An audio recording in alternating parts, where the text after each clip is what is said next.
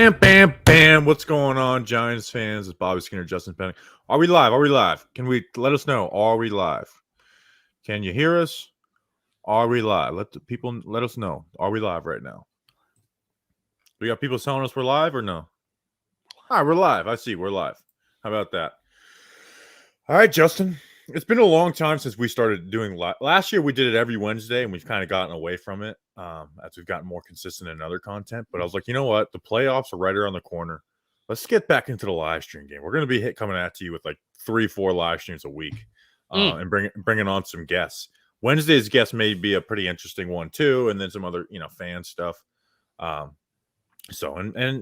shoot us ideas. So.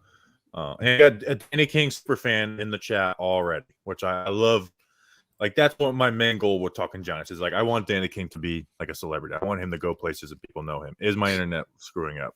Your internet's screwing up a little bit, but hi, Bobby Skinner. Nice to always be speaking with you. I am excited to see the online report that's coming out tomorrow at 11 a.m. Evan Neal had a better game, so I'm excited to see how he had a better game and what he did. I also miss live streaming because I miss you starting off every live stream saying, "Are we live? Are we live? We're live. We're live. We're live."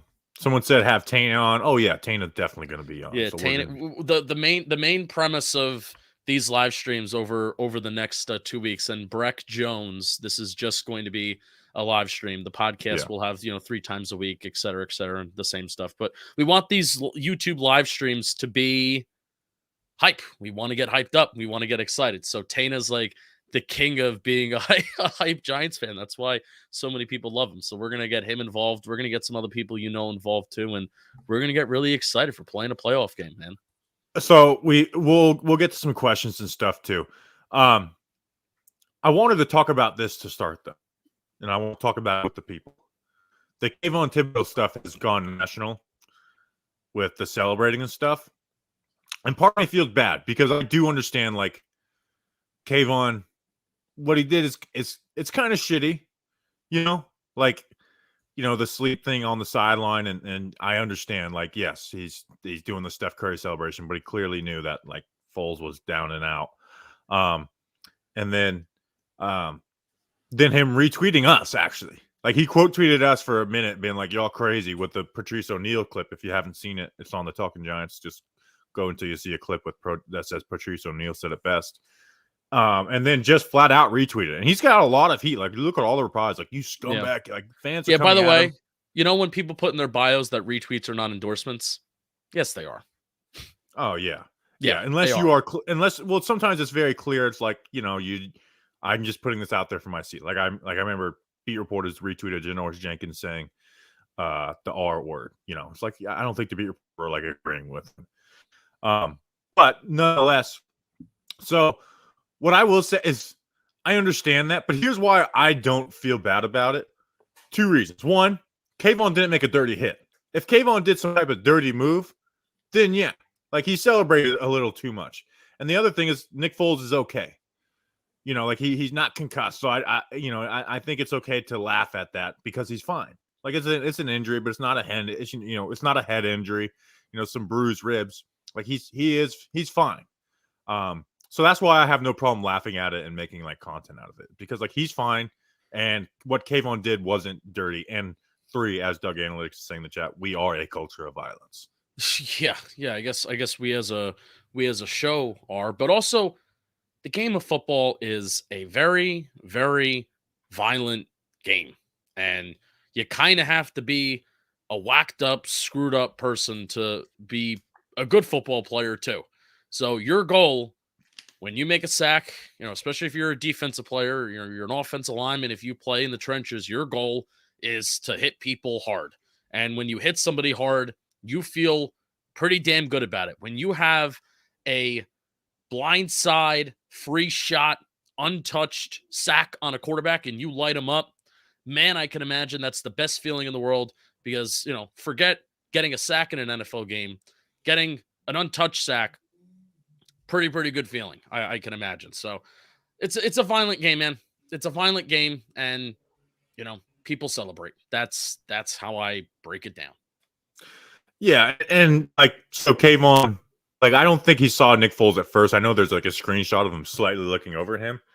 But even like the sleep thing, like the idea that he didn't like, oh, he's just doing a Steph Curry thing. But it is like, you know what? Like you celebrate in football when you make hits. Like it's still like a game of like you said, like of warriors Violence. Essentially. Yeah. You know, we got a super culture. chat. After suffering through the Eagles pounding a battered NYG in the rain, I want a full roster, pedal to the metal. I want blood. Okay, so maybe we'll. I can imagine we're going to be talking about that during our mailbag and our preview pod. But what do we do? So here's my thing: is I think there's too many reasonable people to rest. Like I don't like Saquon. It's very reasonable to rest Saquon. Injury history. He got banged up, then he basically sat the last Eagles game, came back a little refreshed. Azeez Ojulari makes sense to sit him. We come back from an injury once and be ready to go. In that Commanders game. I'm trying. What other guys that are like, should be set? But I think that I don't know. I go back and forth in this because part of me is like the Giants. We're not the number 1 seed, and part of me thinks like, okay, well, you're the 6th seed. It's a long shot to go the distance in this thing. Just play, get better, have a game of getting better. But I still think guys like Leonard Williams, Saquon Barkley, Azeez Ojulari are not going to play. Yeah. And if they do play, they will play very limited snaps. Yeah. Well, I just think they should sit Leo. This is my. I'm going to think more about it. My take on this is this. Yes. If you listen to Bleeding Blue, I talk about this like every offseason. That 2007 Week 17 game that we had against the Pats. If Tom Coughlin sits our starters, and it's a 35-17 loss. I don't think the Giants go on that run. I don't. I think that Week 17 was part 1 of that postseason run where that team legitimately started to get momentum. They played their starters and they went toe-to-toe with, the quote-unquote, the greatest team in NFL history, the only team to go undefeated in the regular season. They went toe-to-toe with them.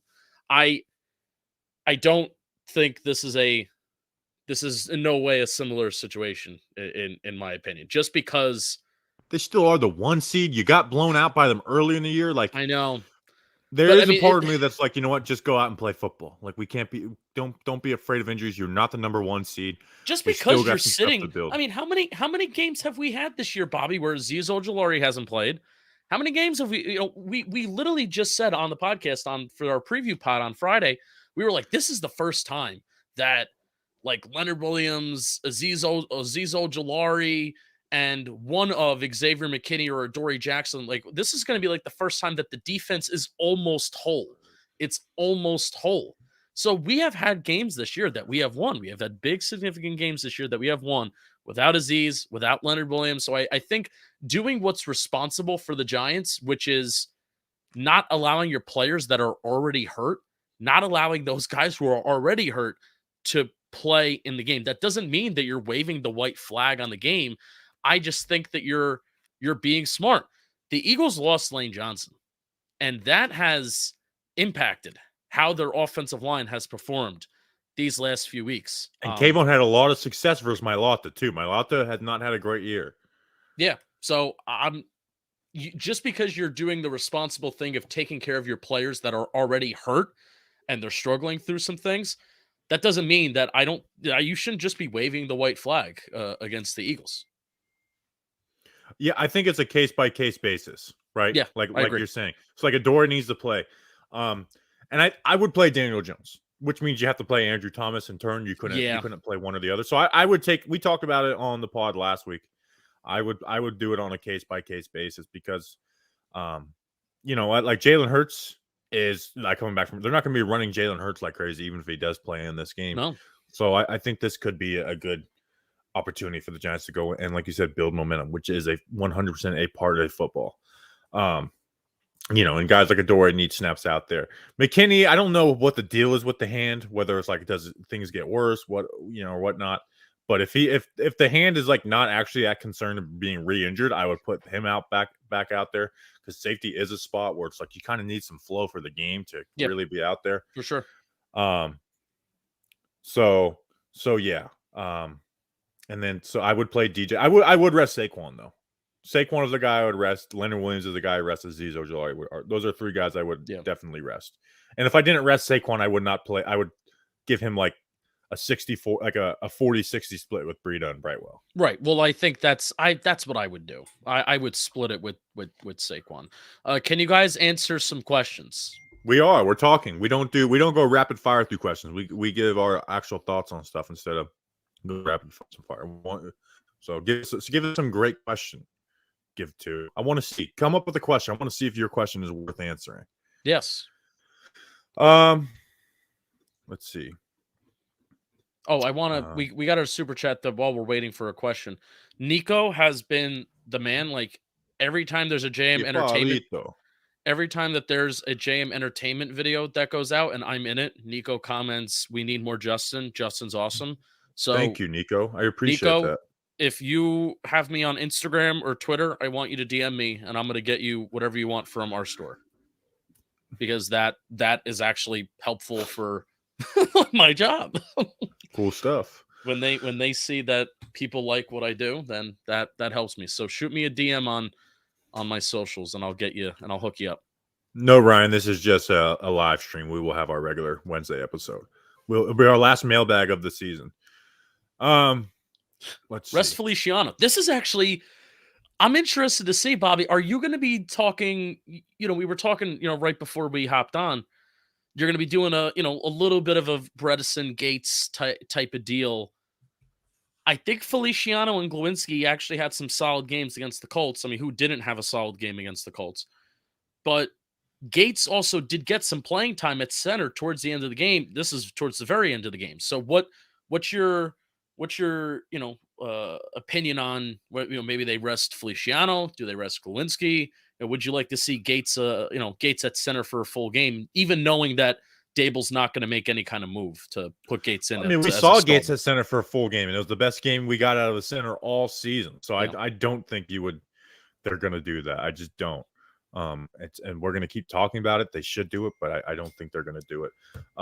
They may do it next week against the Eagles. They could, if they really wanted to, bench not bench, but just sit Feliciano for a game and then have Gates. Yeah, I think that would be smart to do, like play Gates and Bredesen. But then it's like they want to play Gates at left guard, so then you're taking your starting left guard. And it's too many musical chairs, really. Who has been getting more snaps at guard? It's going by series. I mean, the last game it was separated by one snap. Like it truly goes series. It's by series, not after. So are they pretty much alternating series by series? Does anybody go in for two series? Like Gates will get two or three series, then Bredesen will get 2 or 3 series. Type of thing. So you're not getting the impression that they're favoring one or the other. No, they're truly. What the thing is both of them are putting on like solid film to where it's like you can't really bench one or the other. You could bench Feliciano if you wanted. Yeah, but they're just not. They're not going to do that. Yeah. Oh, this is a question. Danny King superfan. Yeah. No. Landon Collins, I think, is good in the role that he's at. But here's something I would say. I want to see Gerard Davis play this week. Like that is one player. Like this next game, we're obviously going to analyze it, do everything. If there is one player where it's like, Bobby, what player are you analyzing the most in this next game? It's Gerard Davis. Because if Gerard Davis looks clearly better than Jalen Smith, then I am banking. Like we start Gerard Davis for the playoffs. Start Gerard Davis for the playoffs. Like that can make a huge difference, man. Like especially you end up placing the 49ers, man. A player who's just a little bit better playing that Mike linebacker than Jalen Smith. That can make all the difference in the world. Like that really make a huge difference. Do you think is Gerard Davis one of those guys like Jalen Smith and Tay Crowder who have played the weak side backer, but then they're being asked to play Mike linebacker? Or has Gerard Davis actually have experience at Mike linebacker? Do you know anything about that?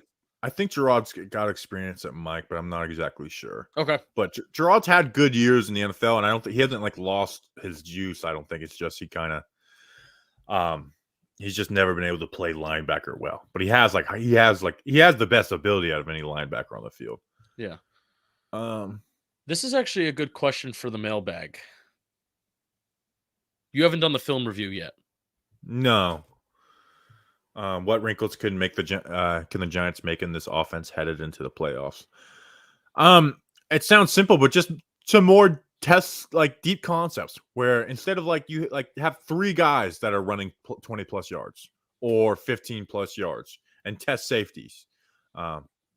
That's really the wrinkle. There's obviously like using Bellinger as the fullback. You had a tweet about it today. They've added that wrinkle and it's helped and it's led to some chunk plays. So and then running some different things in the run game too. So I think that's the one like real big, like just true deep concept. Like run 4 verts. They haven't run 4 verts all year. 4 verts is a play that works. And I think the Giants offense, it would definitely work because teams don't respect us on the field very much. Hopefully my internet's not too bad. I got that little one thing. You're all right. It's going in. It's going in and out every once in a while. We're getting a lot of Brandon Brown comments right now. It might be from one person though. I think it's from a few different people. Right, pull one up. Pull one up. Brandon Brown is a gem, and then I also saw some Brandon Brown and like multiple Shea Tierney comments too. This is a very deep cut live stream crowd that we got going on right now. Good question. So Shea Tierney definitely could be in like, if there's like what position coach do you think can be lost? It's Shea Tierney, because people are always looking for that next offensive coordinator, QB coach, blah blah blah. And Josh Allen spoke like glowingly about him. And now people will notice what Daniel Jones has done this year, which is play quarterback very well. So I have a take on the GM, and it's not something so I liked the way, I believe in the quote unquote, I kind of hate this word, but I think it can be a cop out at times for being bad at your job. But I do the process of Joe Shane and this front office, I am fully on board on. But we don't know if they are good talent evaluators yet, right? Like we just don't. Like they didn't have any money in free agency. The one guy they spent a little bit of money on, Glowinski, has not played very well. And then the draft, I mean, Neil and Kayvon, first round picks. Anybody can pick those. Like you don't need some great GM to pick Neil and Kayvon. You just need to not mess up those picks. The rest of them are hurt. Yeah, it's like we don't know. Like we don't know what Wandale's going to be. Azudu's going to be. Flott. We haven't seen much of him. They just. By the way, I have a little bit of a bone to pick with you about Dane Belton.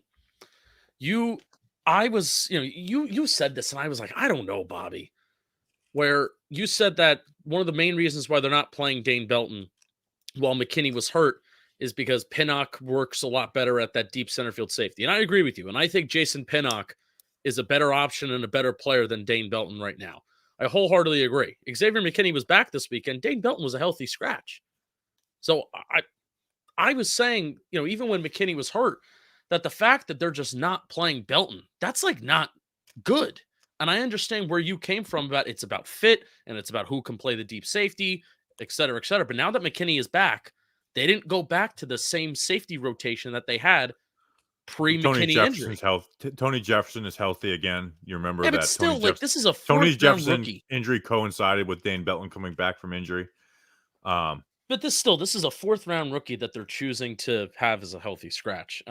That's a very small, minute point, but just something that I've been thinking about. Like, that's not an ideal situation for the Giants to be in. But just going back to the GM and like, I haven't heard any. I haven't heard any rumblings. We haven't seen anything from the beat, hearing any rumblings, which is not always the best indicator of there being an issue with Dane Belton, because that could be it. Like there could be something where they're just not happy with him. I hope not. Again, but we haven't heard any rumblings of that. This is one of those things where I do think it's truly about just like who we think is the better players right now. Yeah. And Tony Jefferson is back. You've got Pinnock, who is just a better athlete. They've used him as a nickel corner at times. And then Tony Jefferson, like he got injured, like he was playing before then. And then Landon Collins' emergence, where I know he's technically a linebacker, but he plays kind of in that safety sense where I don't know. And they haven't been playing as much man coverage, where Dane Belton's good at like covering those tight ends in man coverage. Yeah. So I would love to find out if there is more to the story about Belton, but it's one of those things where unless I hear something or see something, I think it really is about just which players they want to play on a performance basis. But just about the whole, your original point about talent, the main question that I have for Joe Schoen, and if I was on the beat, I would ask one question, then I would leave and I would get out. And it's about, he preaches smart, tough, dependable. And it's one of those things where, hey, Gettleman had his phrases, whatever. I legitimately do think that smart, tough, dependable, and this is something that we disagree on a little bit too. I legitimately do think that smart, tough, dependable is a phrase that this coaching staff and this front office does live by. I really do. And I'm asking Joe Schoen, seeing the results of your first draft class, how basically every single one at one point or another has either had a season-ending injury or they've just been out for an extended period of time at some point this season. Every single draft pick, besides Micah McFadden. Every single draft pick besides Micah McFadden has missed some sort of sustainable time due to injury. How is he evaluating and changing how he evaluates that dependable aspect? The dependable aspect of, can you be on the field every single week? Is he changing that?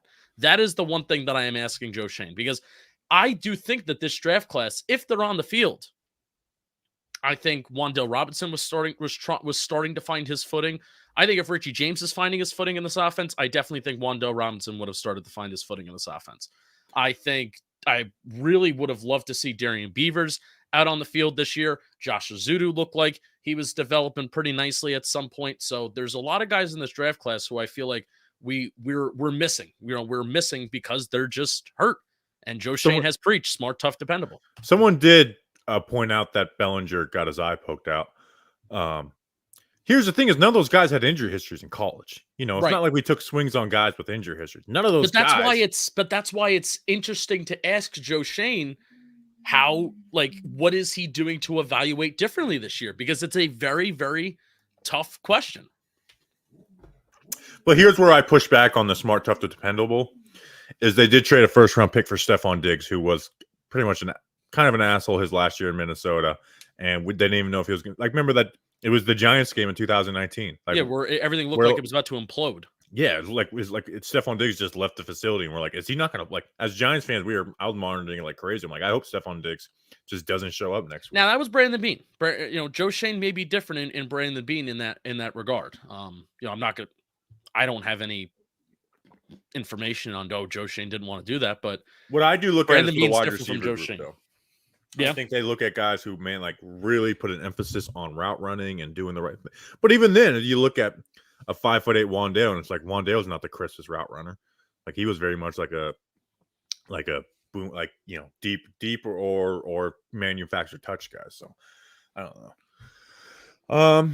It's a good question. Who does Adoree Day replace when he comes back? I just whatever corner's opposite of Fabian, which is McLeod or Flott.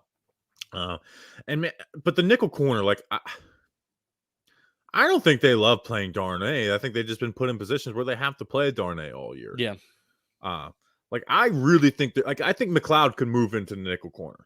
They've moved McLeod all over. They played him on tight ends. I could see and that's the thing with Belton too. McLeod needs to be brought into the Belton conversation, because when they went to they'll bring Flott in, they'll put McLeod in on a tight end and cover him man coverage on a tight end, which is something they had Dane Belton do.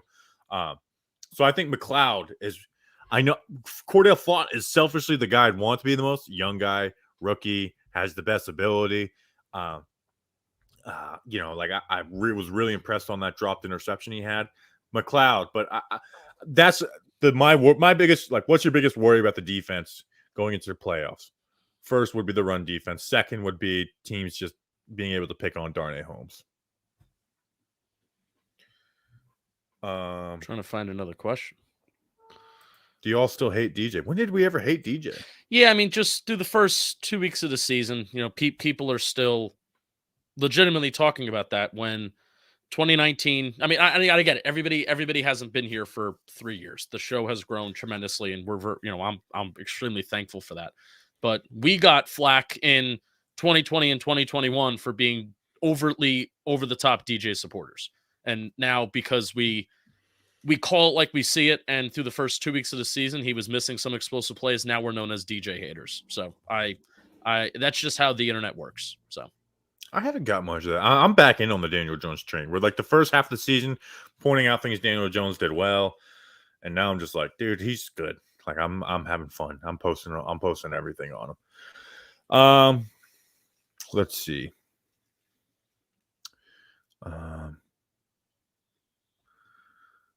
Someone said they missed film when we broke down a live. Yeah, man, that was fun, but it's just not as clean of a product. Who wins Defensive Rookie of the Year? Scott Morgan asks. I mean, it's got to be Sauce Gardner, right? Yeah, has Tyreek Woolen kind of slowed down the whole interception train? Sauce is just like a top 5 corner in the NFL right now. Yeah, like that's like, you know me. I don't love evaluating corners in the draft, and like you say, you're like buy corners in free agency. They bust too much in the draft. Like they scare me.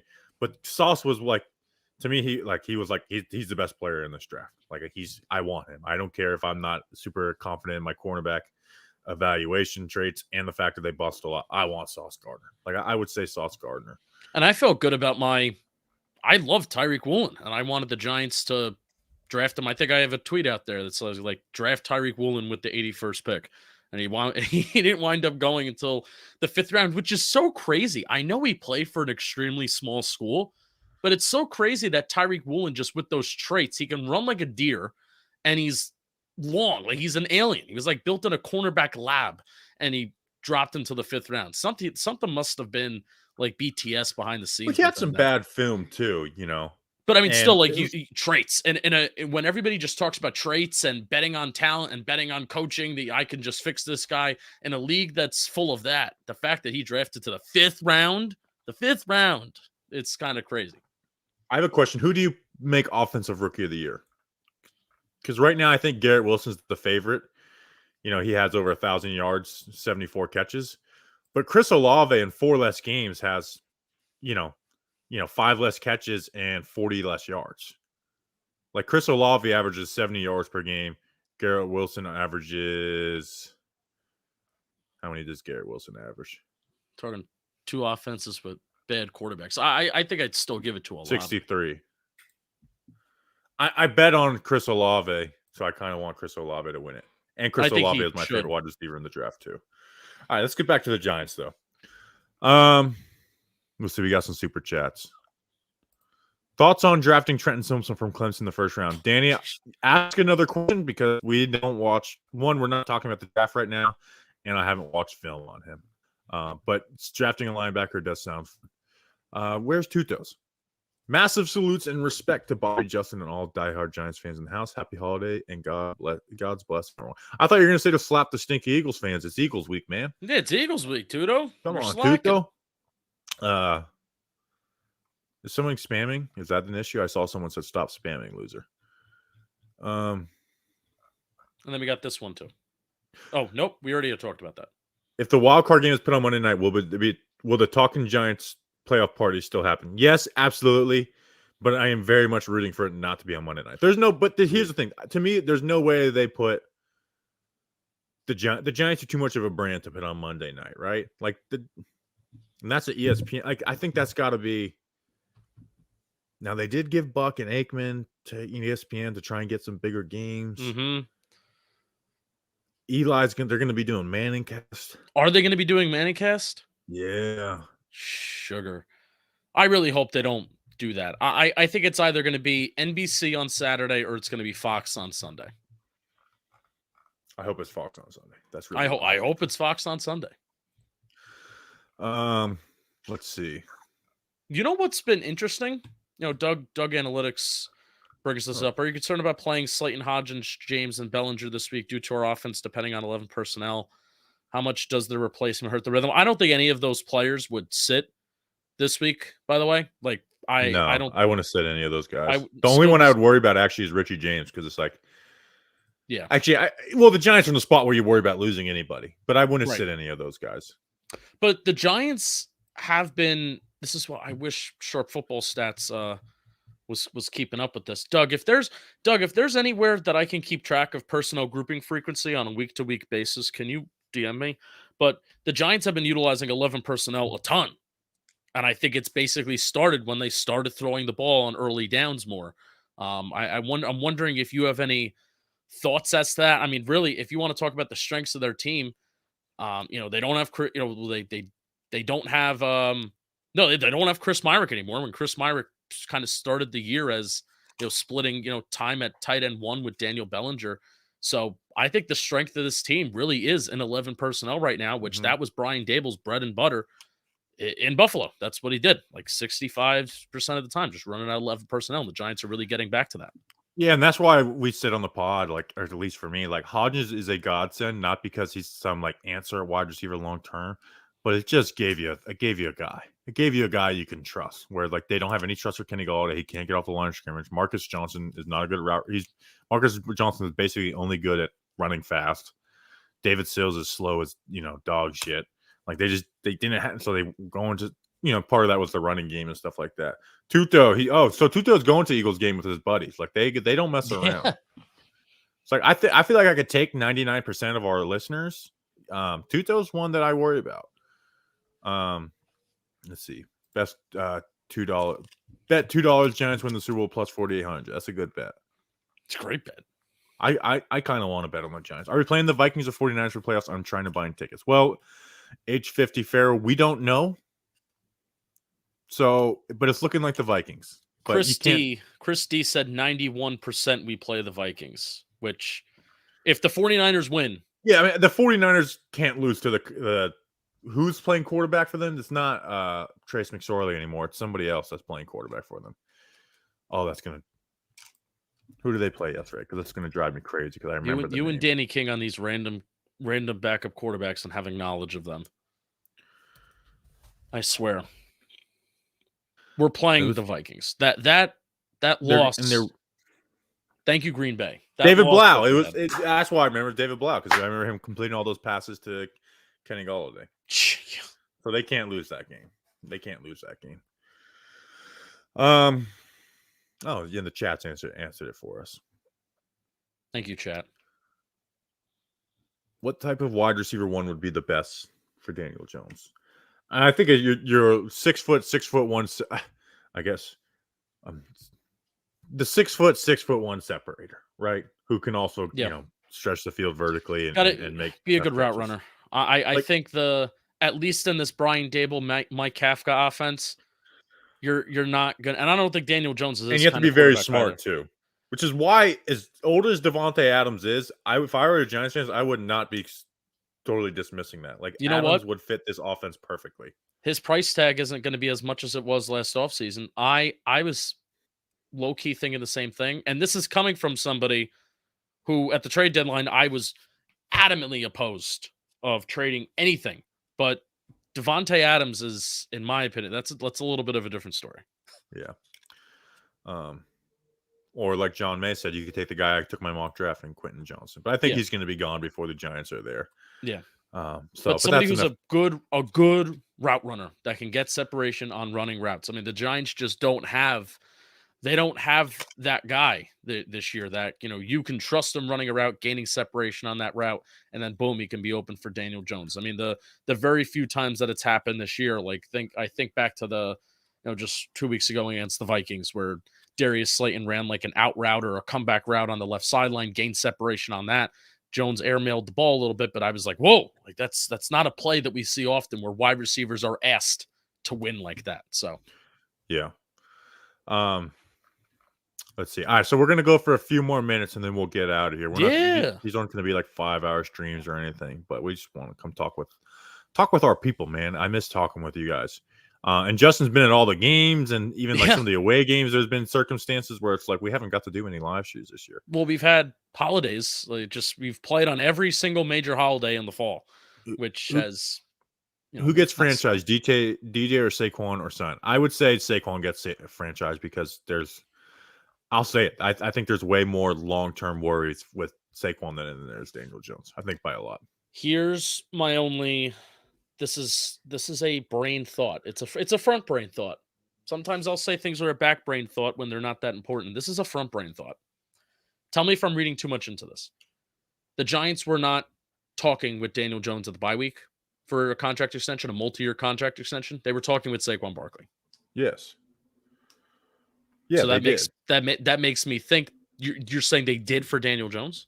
No, I'm saying they did for Saquon. So that's what makes me think that if they were just planning on franchising Saquon Barkley, then would they be talking with him about a multi-year extension? But they also didn't get it done. So whatever their deal, like Mm-hmm. Saquon is not going to be taking quote unquote team friendly. He's going to be trying to get as much money as possibly can. Okay. Carlos from Philly asking, now it's been 4 years. Grade the Odell trade on a scale of 1 to 10.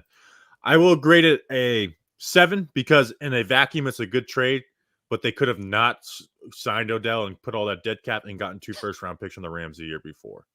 But just in a vacuum, say the Rams trade is good, then it's a slam dunk trade. You get Dexter Lawrence out of it.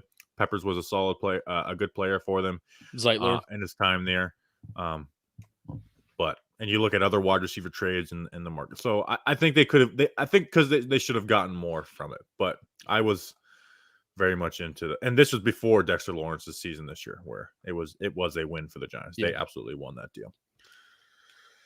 Irish Rover, love talking Giants. Do you see Dable unleashing DJ against the Eagles' pass defense? I hope so. Giants over Vikings 31-27. Justin gets another over 30-point game. Yeah, I think DJ. They're, I think they may because this is a game. It's like let's unleash some shit. Like let's not worry about playing perfect ball. Let's see what we can do on some stuff. So, that's another thing I want to see from this game. I want to see how Isaiah Hodgins be targeted deep twice.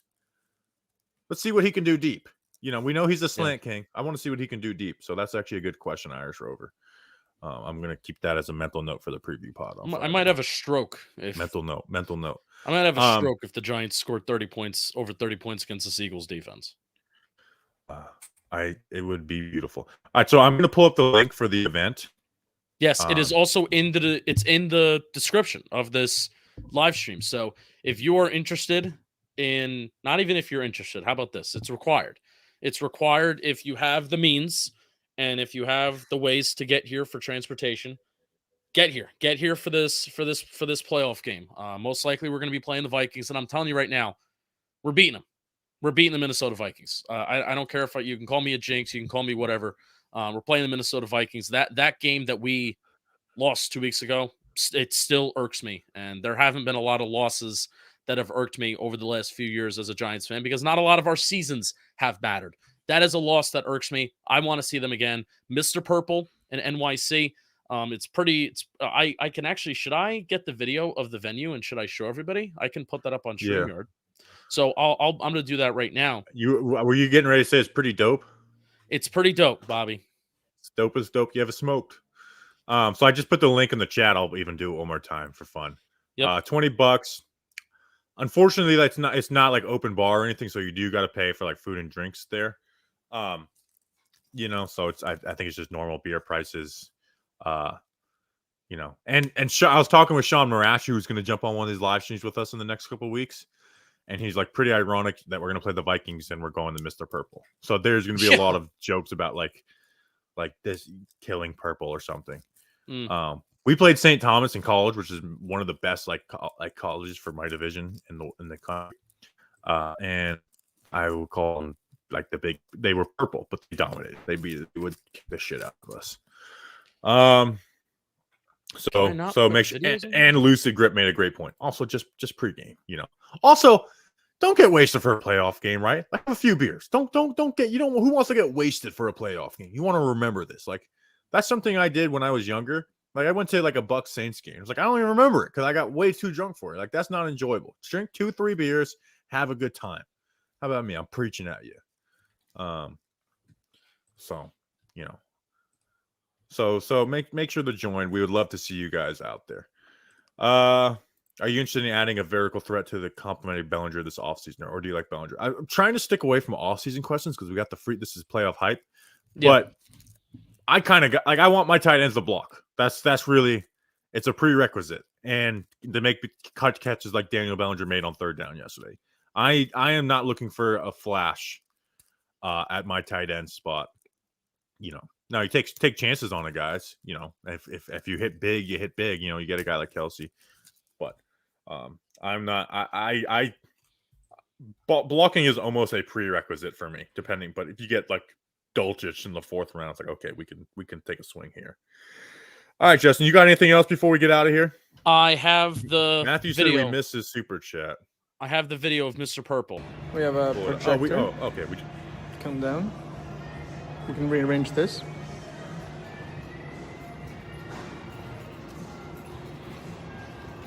And a big space here.